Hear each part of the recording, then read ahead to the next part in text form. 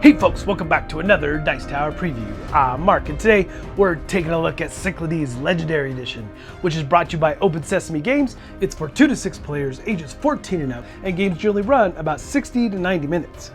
Welcome to Cyclades Archipelago, a place of legends, where the ancient gods watch the great factions compete for dominance. You will play as one of these factions and build metropolises as a symbol of your supremacy under the watchful gaze of the gods. However, victory requires respect for all the gods. You cannot afford to sacrifice to only one god, but you must pay homage to each in turn. Each turn you will bid for the favors of the gods, as only one player can have the favor of each god per turn. Cyclades Legendary Edition is an iconic cornerstone of the board game world that combines bidding, development, and conquest. Your goal is to demonstrate the superiority of your faction by being the first player to control 3 metropolises at the end of a cycle. Will you be the one to win the favor of the gods in this epic, competitive auction and area control game? Let's find out. So yes, this is the new Legendary Edition. However, what I'm going to be showing you here at the table, all the close-ups, this is prototype. So keep that in mind. The final version is going to be, well, much more legendary. So Cyclades was first introduced into the world in 2009, and it was a huge success. It's been a game that many people find as one of their top 10 games that they go back to, and they had a series of expansions and things. But what I really like, the tagline that they put together for this Legendary Edition, is that this is the director's cut. They took some of the bits of all the expansions and put them all together, streamlined gameplay, add some really interesting aspects, and just made it a better game. And of course, we'll be diving into what's new in this Legendary Edition and what some of my favorite aspects are. But if you don't know the game of Cyclades, let me give you some of the basics here. You're going to build those metropolises, and the way you get there is using the different abilities of the different gods. You need to build 4 different types of buildings. You've got ports, you've got universities, you've got temples and fortresses. You need to put all of those buildings together in order to create a metropolis. And other ways you might get there are through cultural development as well as heroic actions. But really it is all about creating those metropolises and being the first player to actually control 3 of those at the end of a cycle, which is known as the round in this game. Now, the first thing you're doing is based on your areas that you control, you're going to be collecting income. And then we move to the offering phase, and this is the key part, is that these actions for each of the gods, only one player can take advantage of that particular god. So you'll have to bid in order to win the favor, so to say, of that god and have those actions available for you. And not all the gods will be available to you. It, based on player count, will determine how many are face up, but these will be cycling through the course of the game, so you'll have different choices for every round or every cycle. So each of the gods, with a couple exceptions, allows you to build a specific building. Now Hera is new, we'll get to her and what she does. And Apollo is more of a skip action, allowing you to maybe accumulate some money for the next following round.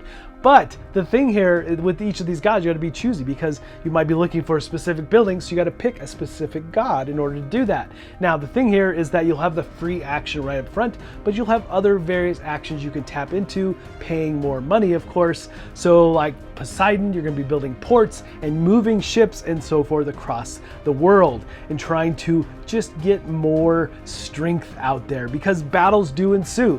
And when you enter in a battle, it's very quick and easy, be it either you're with your troops or your ships or whatever you're doing, you're going to accumulate how much power you have in that particular area, what you're battling against. You're going to be rolling dice and comparing values, and it's just that simple. And you can choose to retreat if you failed and lost, and or you've been completely annihilated from that particular battle. So some really interesting aspects about how you control the different areas. And again, it is key because you need to hold on to those metropolises as well as have areas that you can build up even more.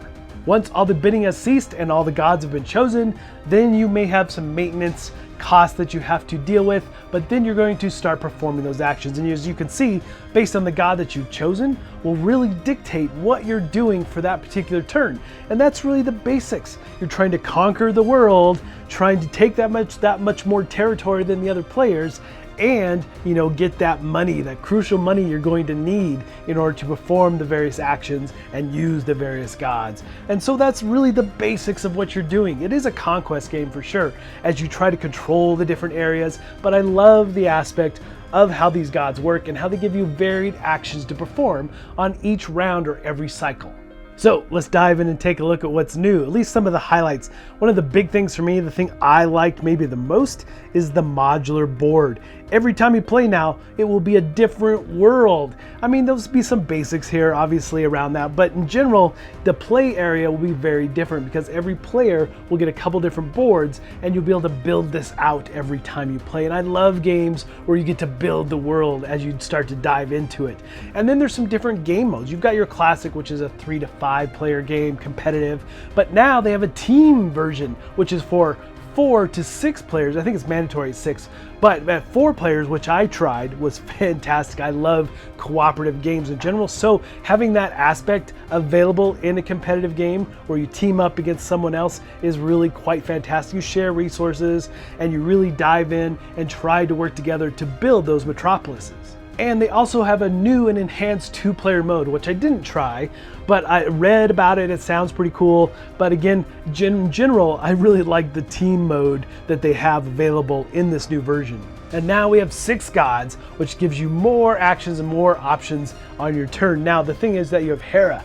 Now, Hera will allow you to bring in mercenaries that you can pay for to add to your forces, but Hera also allows you to build any of the different building types. And with all the gods, the new free actions for building buildings definitely streamline and speed up gameplay in general. And of course, the mercenaries that Hera helps and supports the troops is really a nice additive as well.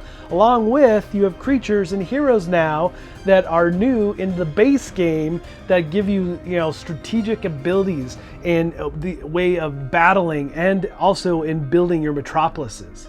Also, the metropolises having bonuses adding to your assets really is a nice additive, as well as streamlining the whole bidding process in the game, just speeding up everything about it. It just makes the game feel more fluid and more dynamic, as well as all new artwork, and just it looks and feels like a legendary edition. Alright folks, just a reminder once again, this has been a Dice Tower paid preview, and everything you've seen here has been in prototype form, so keep a close eye on the campaign for any changes that still may occur. Now, with that said, I've been a longtime fan of this game, and this definitely feels like a new refresh. Again, I love the tagline that they have on the campaign page about this being their director's cut of the game, and it definitely feels like that. Again, the world creation is one of my favorite parts, absolutely. And I love how the actions change up based on the god that you're using and what you need to do to conquer this world. But folks, ultimately, if it looks like something of interest to you, I'm sure they'd appreciate your support. So I think that's it for me, and until next time, we'll see you at the table.